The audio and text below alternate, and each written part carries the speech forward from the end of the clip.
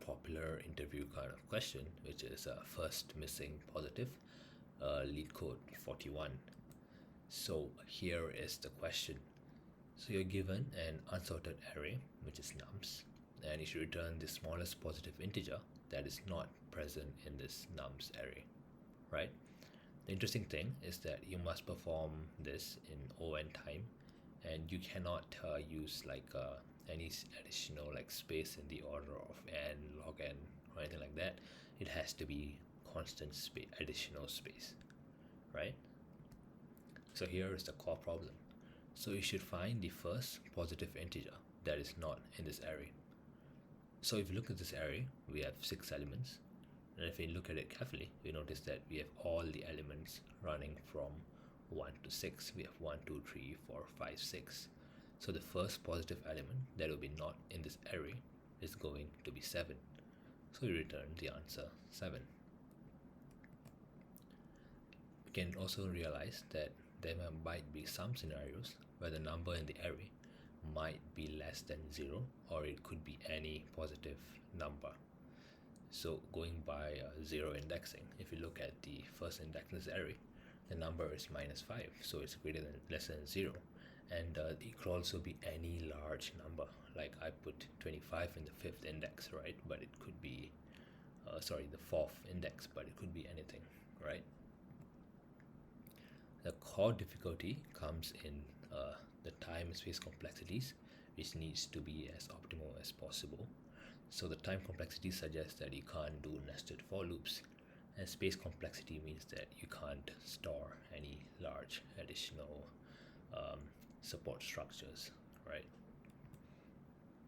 The bigger issue here is definitely the constant auxiliary space complexity requirement, right? This means that we need constant additional space. So this suggests that we cannot use hash maps or additional lists to store data that we need. But we can notice that since it says no additional, we need O(1) additional auxiliary space, which means we can still modify whatever space we already have, which is the original array, right? Though in normal circumstances of programming or developing, you're normally advised not to modify the input array while looping through it. I think we do this for this question as we have a requirement to solve it with O(1) additional space complexity. So let's look at another way to see the problem. So since we need to find the first positive element not in the array, we can kind of notice that it will either be in the array, which is the answer, or it will just be one out of it. So what do I mean by this, right? So let's say we look at -5. It's definitely not going to be the answer, as it is less than 0, and we need to return something that's positive, right? And notice that it also should be less than or equal to the length of the array, as we notice that, let's say if you have 25, right? That's definitely not going to be the answer, because we only have 6 slots in the array. So if it has to exceed the length of the array, it is going to be 7, right? So it's not possible for numbers like 8, 9, 10, or anything even higher to be the possible answer, because we definitely know that 7 would be the first choice would be the lowest option for the positive integer to be. So we can realize that numbers that are less than or equal to 0 or greater than the length of the array are kind of irrelevant to solving this problem. So we can replace these values in the array with no, as we have done in this sample array. What can we notice about the rest of the numbers, right? So after we took out the two numbers, we have 1, 6, 3, and 4. Notice that all these numbers, right, have a valid position in the array. So this means that 1 belongs in the first position, 6 belongs in the last position, 3 in the third, and 4 in the fourth, right? So by putting the remaining valid numbers in the correct positions, we can see where the first missing position is going to be. As you can see in the second array, after we put everything into their correct position, we kind of get this sorted array, right? With like 1, a gap of no, 3, 4, a gap of no, and 6. So we notice that 2 is the first missing number as we iterate from the left to the right. And notice that this can be done in O(n) time as well. So how do we relate a number to their actual position? Since a lot of programming languages use zero-based indexing anyway, we make the numbers the actual index, so we just -1. So if you look at this, we pretty much go -1 for every element in the array. So we end up with 0, no, 2, 3, no, and 5, right? So how can we do this, like get this result? By modifying the array. So we should shift every number to where it should be. So if you look at each element in the array, the element is the index where it should be. So if we follow the arrows, that's how we shift the numbers to get this sorted array, which will help us identify the smallest positive integer. And then getting the answer as simple as just identifying which is the first position in the new array, which is not valid, right? Like if we look at the first index in this array, there's nothing in it, right? So it's question marks, right? The others have all been filled up with their correct positions, so we note that the first index is missing, so we return 2, which is 1 plus 1. So how can we implement this? So the first thing you need to do is to remove all the irrelevant elements in the array. So iterate through the array, and then if the element is bigger than the length of the array, which means that it's something like it could be like 7, 8, 9, whatever, right? So we have to take it out, and then, or if it's less than or equal to 0, we have to set it to no. Otherwise, we replace the number with the actual index of what it should be, right? As we saw in the previous slides. So then we can put the elements in their place as explained earlier. So you get this kind of sorted kind of situation.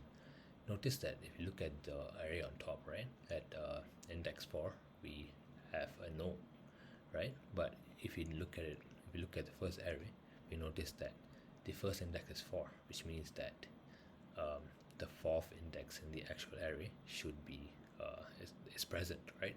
Like number 5 is present in the array. So we can notice that no's can shift around in this array. Notice that the first position in the new array on the bottom is now unfilled, as we do not have 1 in the top array, right? And now we can mark the correct elements, and then we can just pretty much see where's the first point that we do not have a correct element, right? A correct element is like where its index matches its current number.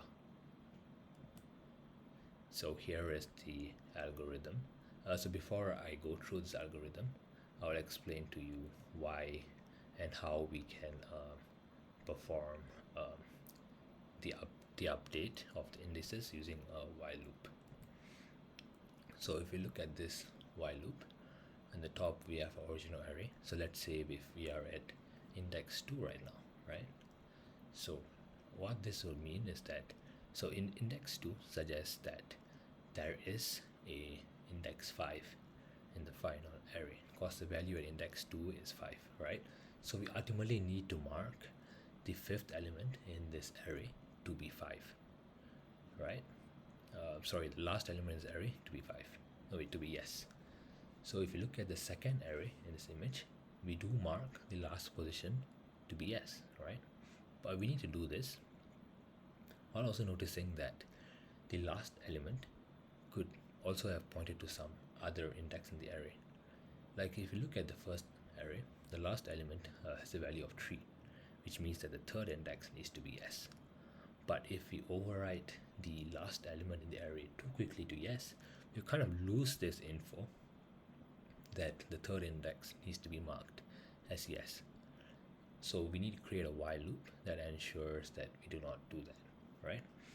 So moreover, if you look at index 3, So let's say we mark it yes. You also notice that it suggests that index 2 needs to be marked as yes, right? So we need to ensure that index 2 is marked as yes as well. So at the end of this while loop, we'll pretty much ensure that the first 4 indices are marked as yes, along with the last index. So if you notice, we start from index 5, like marking yes, then we mark index 3 as yes, then we mark index 2 as yes. So here's the algorithm, right? So we pretty much iterate through every element in the array. So we're still sticking to the O(n) time complexity here, as we also have if condition that checks whether the number has already been marked yes or no, right? This also checks whether it's a valid index, because if we see if it's marked as no, it means that it was either like greater than the length of the array or less than or equal to 0. And if it's already been marked as yes, so we don't need to go through it again. So we pretty much go through the array only one time. Yeah. So here is the main while loop. So let me explain this using a visual aid, right? So we are at the second index, like so now temp is going to be I, and then pref is going to be nums I, which is going to be nums 2, which is going to be 5. So what this tells us is that the item at the pref index in this array needs to be marked as yes. So we know that nums nums pref, which is nums 5, which is the last element in this array, needs to be marked as yes, also without losing the current element that is marked, that is in the last position of the array. So let's go through this while loop and see how this happens. So initially we have pref, which is nums 2, which is going to be 5, and then we have a temp value, which is nums pref, right? So pref is 5, nums 5 is 3. So we're saving the next pointer to temp. So we save that to be temp, right? Then now we can safely mark nums 5 to be yes, as if I already stored the value of 3 in temp.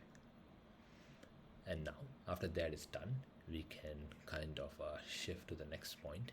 So we set pref to be temp. Pref used to be 5, and now we set pref to be 3. So what this means is that the next time we go through this while loop, temp is knowing to be nums 3, which you notice is going to be 2, and nums pref, which is pref is 3, remember? So nums 3 is going to be marked as yes. So now we have indices, we have the third and the last indices both marked as yes. And now notice that because temp was 2, right? So pref goes from 3 to 2. So when we go to the next iteration of this for loop, we will notice that nums 2 will be marked as yes. So that's how we mark the first 4 and the last element in this array to be yes. So how can we identify the answer in the question, right? So we initially set up a pointer, a counter, which is going to be CT, and we set it to be 0. So we iterate through the elements in the array. So now you notice that you have an array, right? And then if the current value in the current index in the array is equal to the index, we mark as yes, right? Which means that we have the current index, right? So it will be yes.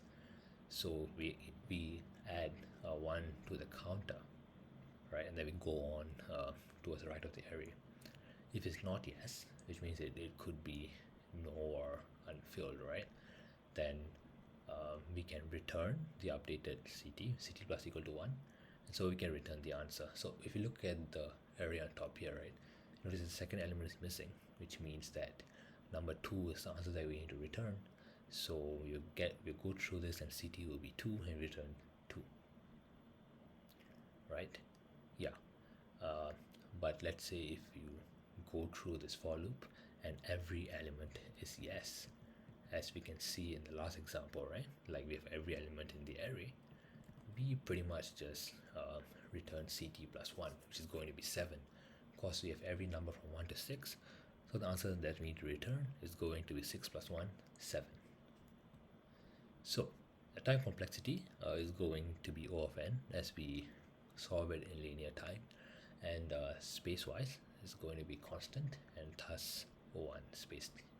So that's the end of today's question. Thanks for watching. Leave some feedback if you have, and we'll see you again. Bye bye.